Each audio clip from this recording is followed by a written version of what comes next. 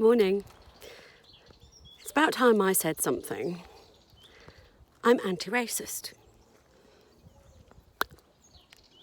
I know exactly when I became anti-racist. We just moved to South Africa with a government scheme because there wasn't much work in the UK. And it's been a dream of my parents to take us abroad and give us a better education, a better quality of life.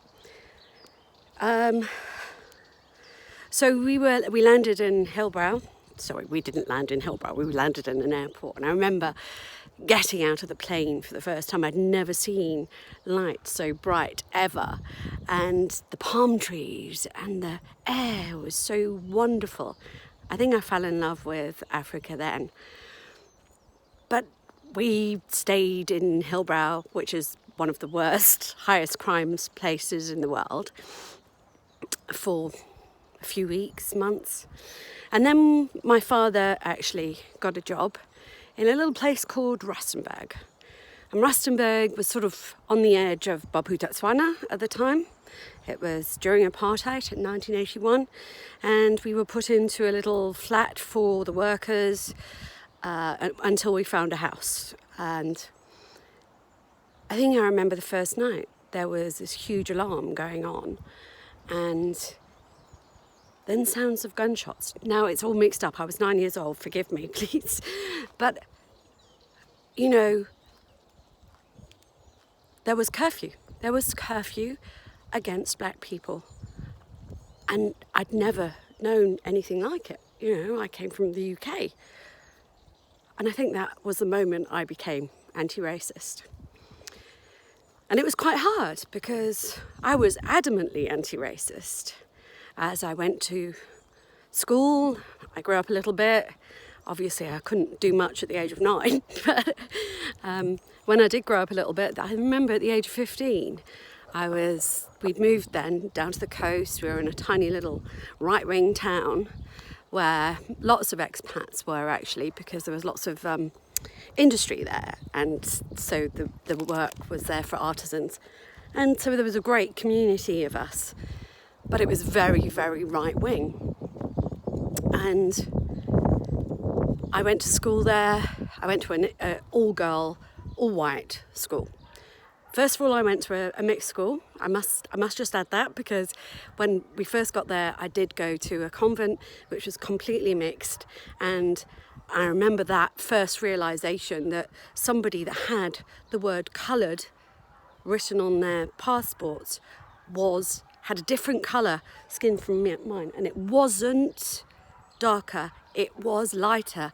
And I thought, this is just stupid. And I must have been 12 at the time, if that, 11 or 12.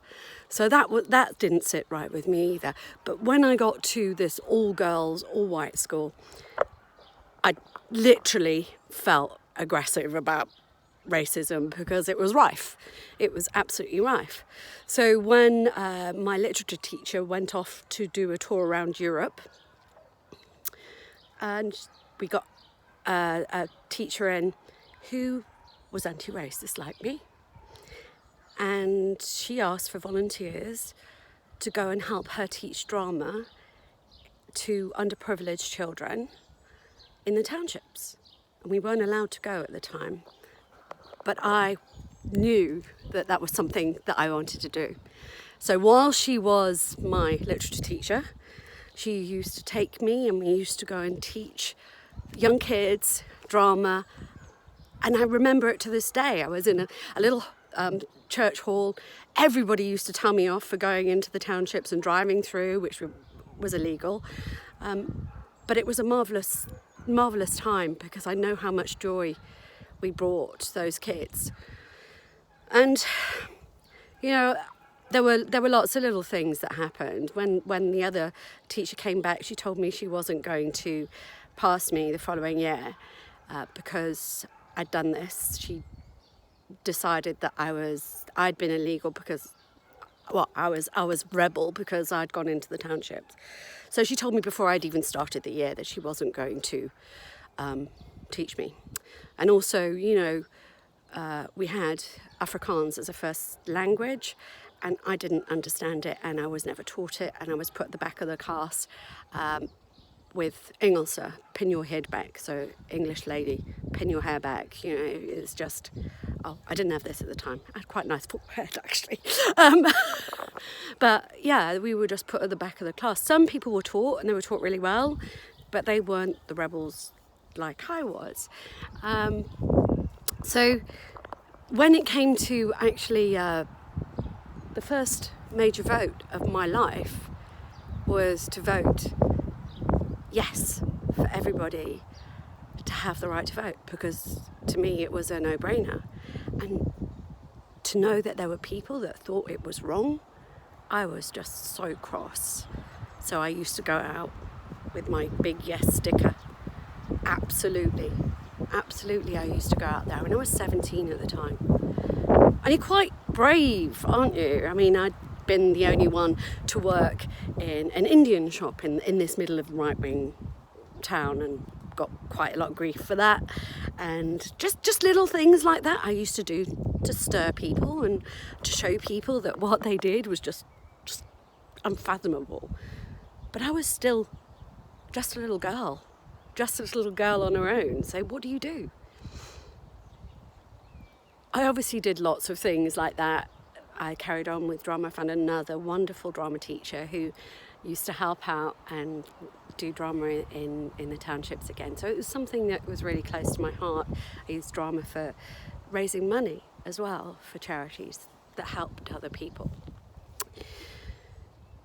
But then apartheid ended, which was fabulous. It was the most wonderful feeling in the world. I can remember the peace of actually going to vote.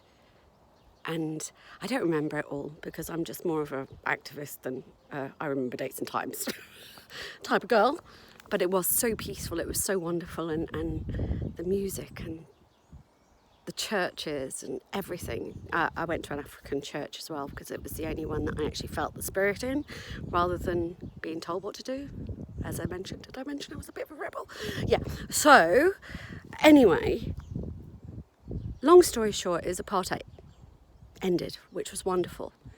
But then all of the companies that said they weren't in South Africa for apartheid, and they weren't there, came back in. And I was working for a record company at the time, which was an umbrella company for all those record companies that weren't officially there. Officially, it's too early in the morning for this. And I had the choice. I could either take redundancy and travel, or I could move to a different town by myself, give up my band, my friends, my family. So I basically took the chance. We didn't have a lot of money. Plane tickets were incredibly expensive at the time. So I took the money and I went to Europe. And then I found the class system in the UK. Obviously, I'd left when I was 9, so it was just a really big shock to see this class system and how people just obey it and how rife it is. I worked as a carer to get some money while I was travelling, and there was a really snooty, hooty-tooty woman there, and she said to me, "Oh, we don't say thank you.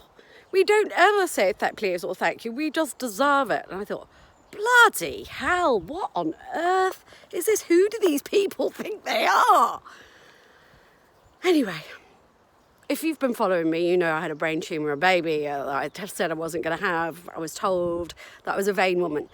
And I just want to share with you what I've actually done since then. I decided to turn my privilege into purpose, because I don't believe in injustice. I'm really anti-injustice of any shape.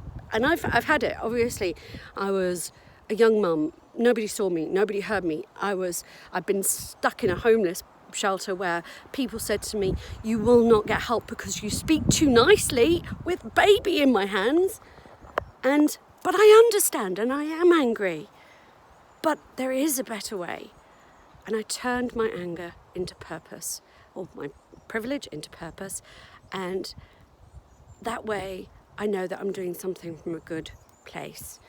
And how I did that was like 20 years of inner work, deep reflection. And I even came to terms with the fact that I was white. And I know that it's not my place to speak from a different angle. So what I do, I know that I'm doing well, and I know that I'm doing good with my work. So I encourage you to think about what you can actually do that will really make a difference. Not just put some shit on your wall or that makes you feel better, but it doesn't do anything for the world. Our world needs everybody who's good right now. It doesn't need any more sort of wishy-washy, I feel better if I do this type of shit. We need people who are going to stand up for those who do not have a voice if they are able. And I encourage you to turn your privilege into purpose, regardless of what colour you are, because then you do things from a place of passion, joy, and together we can make the world a better place.